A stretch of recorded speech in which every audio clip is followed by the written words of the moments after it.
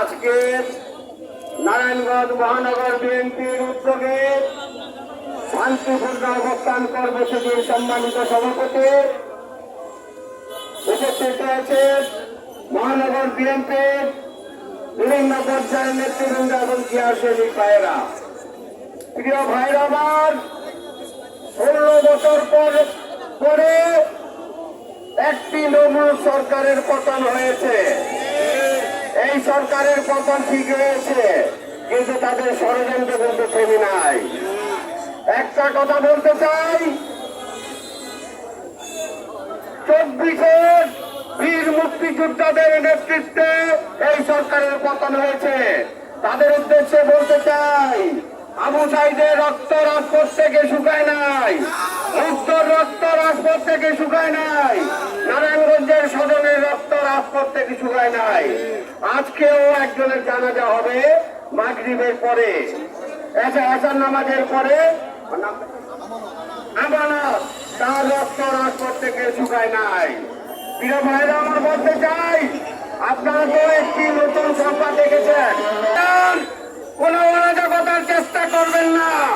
আর যদি ধরা পড়ে তাহলে কিন্তু ওই ছাত্র আন্দোলনের মতো আপনাদের পিঠে চামড়াও থাকবে না একজনের। এভাবে আওয়ামী লীগের নেতারা বড় বড় হুঙ্কার দিয়েছে, খেলা হবে 24 ঘন্টায় হবে, 12 ঘন্টায় হবে, এরা কিন্তু দেশে নাই। কাজে আপনারা সাবধান হয়ে যান। সৈনিক ভাইরা, অরাজকতা বন্ধ করে শান্তি শৃঙ্খলার জন্য প্রত্যেক মন্দিরে মন্দিরে নারায়ণগঞ্জে সর্বত্র পাহারায় রয়েছে। কাজে সাবধান হয়ে যান। ধন্যবাদ সবাইকে। বাংলাদেশ আগস্টে যে দ্বিতীয় স্বাধীনতা এসেছে ছাত্র জনতার মাধ্যমে, সেটি যেমন আমরা সম্মানের সাথে চিরজীবন মৃত্যু স্মরণ করব, কিন্তু আমার নেতা কর্মী ভাই বোনদের কাছে গতকালের মতন আমার আজও একটা অনুরোধ, আমাদের 17 বছরের আন্দোলন এবং রক্তকে যেন মান হয়ে যেতে না হয় সেই ব্যবস্থা করবেন, সেভাবে আপনারা চলবেন। ভবিষ্যতে তারা যে আমাদের নেতৃত্বে একটি সুন্দর গণতান্ত্রিক বাংলাদেশ প্রতিষ্ঠা না হওয়া পর্যন্ত আমরা রাজপথে থাকবো এবং যত বড় খেলোয়াড়ই হোক তাদের সাথে খেলায় আমরা জিতবো এবং এই আশাবাদ ব্যক্ত রেখে এবং সর্বশেষ একটি কথা বলি, ভারতকে সাবধান করে দেই, আপনারা আমাদের মধ্যে আমাদের দেশের আভ্যন্তরীণ ব্যাপারে হস্তক্ষেপ করবেন না, বিশৃঙ্খলা সৃষ্টি করবেন না, তাহলে আপনারা বিশৃঙ্খলার মধ্যে। সম্মানিত সভাপতি, নারায়ণগঞ্জ মহানগরের বিপ্লবী আহ্বায়ক, নির্যাতিত নেতা ছাত্রলীগ যুবলীগ ছাত্রলীগ লীগের হাতে তুলে দিয়ে ছাত্ররা টাকা দিচ্ছে, আমরা মসজিদে বাইক করতে বাধ্য হই। আমি বলবো, বিগত ছাত্র জনতার প্রস্তাবিতে তাদের জীবন দিয়েছে, তাদের রক্তের মাঠ কামনা করি এবং সেই রক্তকান্তী বীর শহীদের অনুপ্রেরণায় বাংলাদেশ এগিয়ে যাবে, এই বলে আমার বক্তব্য শেষ করছি। খোদা হাফেজ। রহমান রহিম। আজকে মহানগর বিএনপি কর্তৃক আয়োজিত শান্তি সমাবেশের সম্মানিত সভাপতি মহানগর বিএনপির আহ্বায়ক অ্যাডভোকেট সাখাওয়াত হোসেন খান, সঞ্চালনায় আছেন উপস্থিত মহানগর বিএনপির সদস্য সচিব আবু আলী ইউসুফ খান টিপু এবং মহানগর বিএনপির সিনিয়র নেতৃবৃন্দ, ছাত্রদল, যুবদল, স্বেচ্ছাসেবক এবং অঙ্গ সংগঠন এবং আমার সামনে উপবিষ্ট, আমার সামনে শহীদ আদর্শের সৈনিকেরা, আসসালামু আলাইকুম।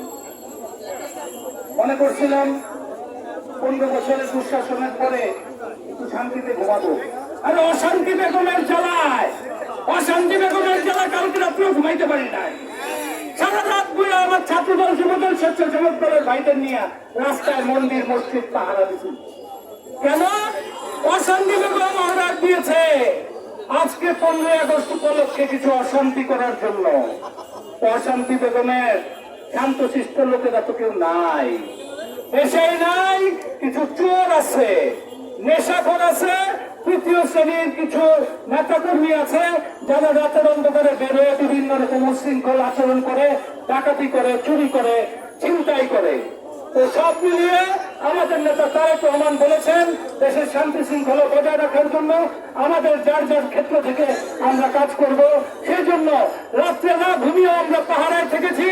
আজকে আমাদের ছাত্রদল, যুবদল এবং আমাদের শহীদ ভাইদের আন্তরিক অভিনন্দন ও মোবারকবাদ জানাই।